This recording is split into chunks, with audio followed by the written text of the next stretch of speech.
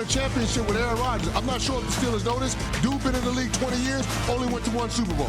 He won it, but he only went to one Super Bowl. Right. So why would you think the second time that's going to happen would be in his age 42 season? It's absolutely ridiculous. Why are we rolling with the retread of... Nothing NBA Finals after a wild win last night where Tyrese Halliburton hits a game winner with 0.3 to go. That was the first lead of the game for the Pacers. It's very rare that Aaron Rodgers signing with Mike Tomlin's team could come second. But that is how big of a win it was last night for the Indiana Pacers, and it's coming first right now for people who are just tuning in. Thank you for joining us here on Unsportsmanlike, presented by Progressive Insurance. So, Steelers make it official. Aaron Rodgers signs a one-year deal with Pittsburgh to play for Mike Tomlin and company. You like this move? I don't think it's going to make a material difference in what the Pittsburgh Steelers are going to be in 2025. That doesn't matter because they clearly do. That's why they waited for months and months and months. When everybody else has QB1 settled, they were willing to wait until the eve of their minicamp starting in order to officially sign Aaron Rodgers and have him a part of the fold. Now, I get it. He's a quarterback going into his age 42 season. Maybe it's good that he doesn't have as much wear and tear as, other players would because of the offseason program. But I would say this, Ev, you missed out on an opportunity to have months to get to know your new teammates, get to know the coaching staff, get to know people in the organization. Because in order for the Pittsburgh Steelers to get to where they want to go, they've got to have the right chemistry in the building. And that's been something that's been elusive for them, at least as it pertains to being able to win when it matters in the playoffs. Why now? This is the thing that I'm trying to understand with all of this. So, I guess it was just communicated that he did not now want to go to the offseason stuff. And I know that there was probably some personal things in his life. It seems like that has been out there. I'm certainly not going to speculate on that. Why now specifically? Theoretically, couldn't he have just waited till training camp? He's just going to show up for a 3-day OTA this week or the next week or whatever. Why do you think now specifically? Why June 5th into June 6th is when Aaron Rodgers says after 70-plus days or whatever it was, after visiting Pittsburgh, now is the day that he signs? Any idea on that? I have no clue. Because as this I guess it's about the organization needing to have a plan in place at quarterback, and if it's not going to be Rodgers at this juncture, then let's try to workshop a trade for Kirk Cousins or pivoting to another quarterback that we can throw in the mix with Skylar Thompson, Mason Rudolph, and Will Howard. Okay, so maybe this is about the organization laying down the gauntlet, putting out an ultimatum to Rodgers saying, hey, we've got to know something now because we can't afford to wait any longer. Okay, I'm so glad you said it that way. So everyone all along said, well, if you give him an ultimatum, he's probably not going to sign there. And if you really want him to sign there, you can't give him the ultimatum. I believe what you just said is true. They actually gave him the ultimatum. So if you gave him the ultimatum and he signed there, why didn't you give him the ultimatum earlier? Why didn't you just sit there and say, no, the ultimatum is a month ago, 2 months ago? Because the whole speculation around this is, well, if you tell Aaron Rodgers to do one thing, he'll do another thing. He's a contrarian. He's a rebel. If Aaron Rodgers, if you say up, he says down. The sky is in blues, whatever. All these things about him that we speculate and we discuss, they clearly, based on what you said, and I totally agree with you because you predicted this earlier in the week. You said by Friday that they had to have this deadline for training, for minicamp, whatever it is, OTAs next week.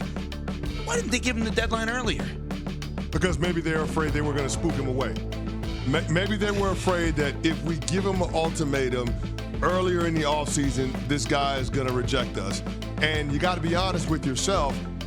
You can say what you want to say, but would it be a true ultimatum? If you said, hey, if you don't do this, then we're going to go a different direction, would they really be willing to push the button on a Kirk Cousins trade, knowing that there was still a possibility that they could sign Aaron Rodgers as a free agent? So he already runs the franchise? Yes. To answer your question, yes. If you didn't know by them waiting around for months, waiting after the NFL draft to sign their quarterback. Wow. Yeah, he runs the team. I don't blame him. As odd as this sounds, as much as this has gone on, it's almost like don't want to side with him. He can have his cake and eat it too. Yeah, he didn't do anything illegal. He didn't do anything immoral. He didn't hurt anyone. He didn't lie. Well, he did hurt someone. He put them at a competitive disadvantage.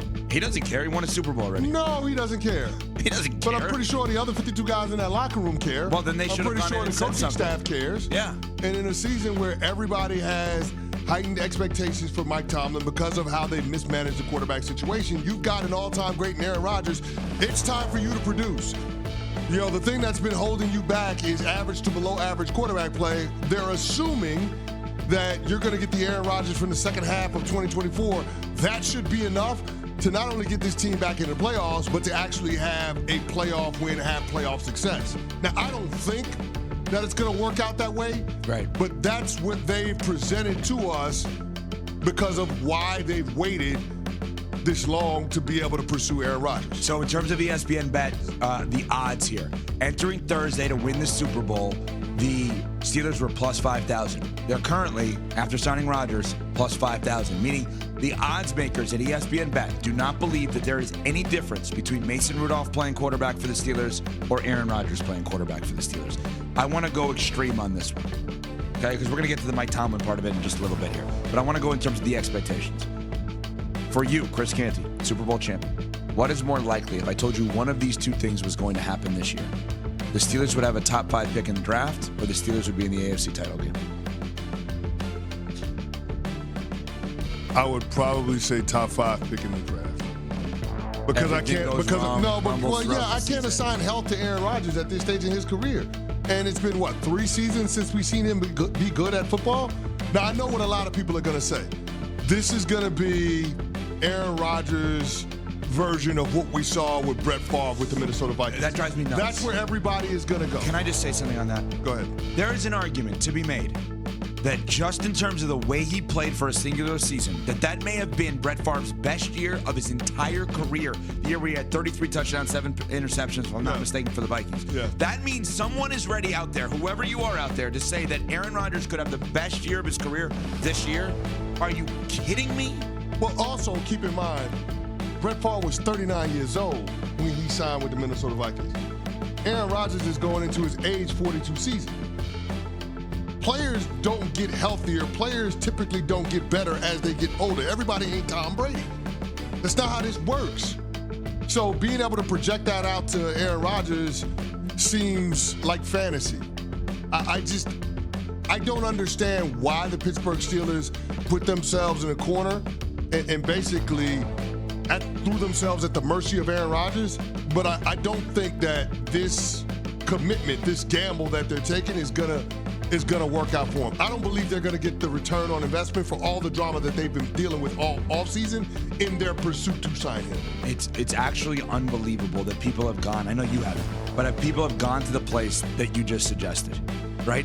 Brett Favre in 2009, for his first year with the Vikings, all 16 games, 12-4, the highest completion percentage of his career, the highest yards per attempt for his career, his best touchdown to interception ratio of his career, his best QB rating of his entire career, all happened that year. Anyone think that that's going to be Aaron Rodgers' season this year in Pittsburgh? No. But as crazy as this sounds, Aaron Rodgers is a first ballot Hall of Famer. Aaron Rodgers is playing for one of the most historic teams in all of sports, and yet I don't think the Steelers nor Rodgers are the actual issue in the conversation here. We will get to what is coming up after CC tells you.